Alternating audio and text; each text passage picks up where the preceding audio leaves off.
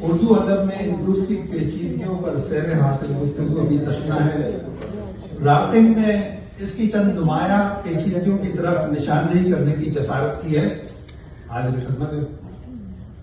برقی پیغامات کے ذریعے انسانی رابطہ جہاں بہت سہل ہو گیا ہے، وہیں پیغام رسانی کے اس طریقہ اور اس کے ذریعے بننے والے نئی طرز کے انسانی جتھوں، جنہیں انگریزی زبان میں گروپس بھی کہتے ہیں، نے نئے مسائل اور مشکلات پیدا کر دی ہیں۔ واٹس ایپ پر اب خاندانی اور غیر خاندانی گروپس کی شکل اس طرز کے ناموں سے قائم ہے: ددیال دے گنڈے، ندیال دے منڈے، منیرا اینڈ ٹربل، خان دے سپاہی، نئی شادی شدہ خواتین کے گروپ، امی کے گھر والے، جنت کے متوالے، نہر سے گزرا۔ جب اس گروپ کا تذکرہ ہوتا ہے تو جنت سے ٹھنڈی ٹھنڈی ہوائیں آتی ہیں، یہاں بھی آ رہی ہیں۔ جب اس گروپ کا تذکرہ ہوتا ہے تو جنت سے ٹھنڈی ٹھنڈی ہوائیں آتی ہیں۔ اس کے علاوہ جب ایک سسرالی یا سسرائیلی گروپ کا تذکرہ ہوتا ہے تو آسمان سے میزائل کی بارش ہوتی ہے۔ ایک مغموم گروپ نظر سے گزرا جس کا نام ہے شریف لڑکے۔ شریف لڑکے یہ سفید بال اور سفید کپڑے پہننے والے لڑکوں کا ایک گروپ ہے جنہیں زمانے میں اب ان کی بیگماں سمیت کوئی نہیں پوچھتا۔ اس گروپ میں لوگ اشارہ بھی دیا تھا۔ اس گروپ میں لوگ کھانا پکانے کی تراکیب بھیجتے ہیں کیونکہ زیادہ تر کی بیگمات نے شہر میں ویمن اونلی پارٹی کرنا شروع کر رکھی ہے۔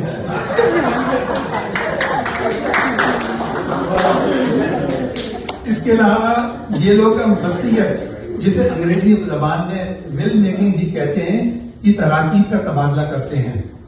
اس گروپ میں آپ کو مہندی ہٹن کی غزلیں اور پی ٹی وی کے پرانے ڈرامے جس میں اداکارہ مرینا خان اور خالدہ ریاست وغیرہ تھی کا تبادلہ ہوتا ہے۔ اس کے علاوہ ایک عاشق گروپ دریافت ہوا ہے جو بغیر ڈانٹوں والے بزرگوں کا ٹھکانہ ہے۔ یہ ایسے بزرگ ہیں جنہیں دنیا میں اب کرنے کو کوئی اور کام باقی نہیں رہا، لہذا یہ اب غزل گوئی کے ذریعے عشق لڑانے کی مشق کرتے رہتے ہیں۔ یہ دہلی، لکھنؤ، میرٹھ، حیدرآباد، دکن، گوالیار، لدھیانہ، امرتسر، جلندھر کے نواب اور جاگیردار طبقے کی عیاشی، عشق، معشوقی کے قصائد اور جائیداد کی سچی جھوٹی کہانیاں بیان کرتے ہیں۔ دنیا کے ہر گروپ میں لوگوں کا اضافہ ہوتا ہے، لیکن اس گروپ کے ممبران کے متعلق برقی پیغامات کچھ اس طرح سے آتے ہیں: آج مستری افضل دا کل ہے، کوئی افضلیہ جنہ دی امرتسر دی زمینہ پہ سردار قبضہ کر بیٹھے ہیں۔ یا پھر اس طرح کی آڈیو پیغام آتے ہیں: بھائی مرزا جالینوس لکھنوی صاحب مرحوم مغفور کا کل 40واں ہے، ٹنڈے کے کباب نوش فرما کر مرزا صاحب کو یاد رکھیں، لیکن یاد رہے صرف کباب پیش کیے جائیں گے، باقی لوازمات ساتھ لے کر آئیں۔ آپ لوگ عقل مند ہیں۔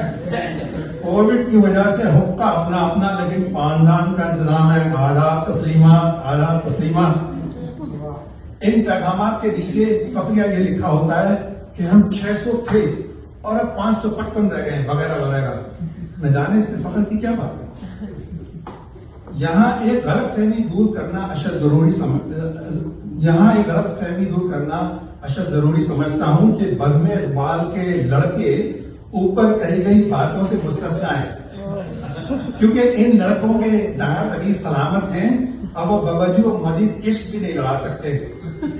اس کے علاوہ ان کے لیے بھی زندگی میں کرنے کے اور بہت سے کام باقی ہیں، لہذا مذکورہ گروپس کی تفصیلات سے بزم اقبال کے نوجوانوں کے متعلق کوئی ایسی ویسی بات ذہن میں نہ آئے، کیونکہ شاپے کی طرف جاتا ہے، کیونکہ آپ لوگوں نے آئندہ بھی بزم اقبال کے مشاعروں میں آنا ہے۔ چلیے اب ایک اور گروپ کی طرف چلتے ہیں۔ ایک 50+ گروپ کا تذکرہ کرنا تو میں بھول ہی گیا پورا ہال۔ اس گروپ کا نام ہے نئے زمانے کے لڑکے اور لڑکیاں. اس میں داخلے کی شرائط میں سے ایک شرط مجھے بہت اچھی محسوس ہوئی کہ ہر ممبر کم از کم 50 برس کا ہو لیکن دیکھنے اور بولنے میں 30-35 برس کا لگتا ہو. ناچیز کو ابھی اسی شہر میں رہنا ہے، اس لیے عرض ہے کہ اوپر دی گئی تفصیلات کا ہمارے شہر رچمنڈ سے دور دور کا بھی واسطہ نہیں. یہاں پر بڑی عمر کا نہ کوئی مرد ہے اور نہ کوئی عورت. یہاں سب کی عمریں 7 سلیپرز کی طرح 30-35 سال پر منجمد ہو چکی ہیں. اللہ سب کو صحت دے اور سب کو مزید نوجوان رکھے. ویسے بھی کہتے ہیں نا کہ جسے اللہ رکھے. بہت آواز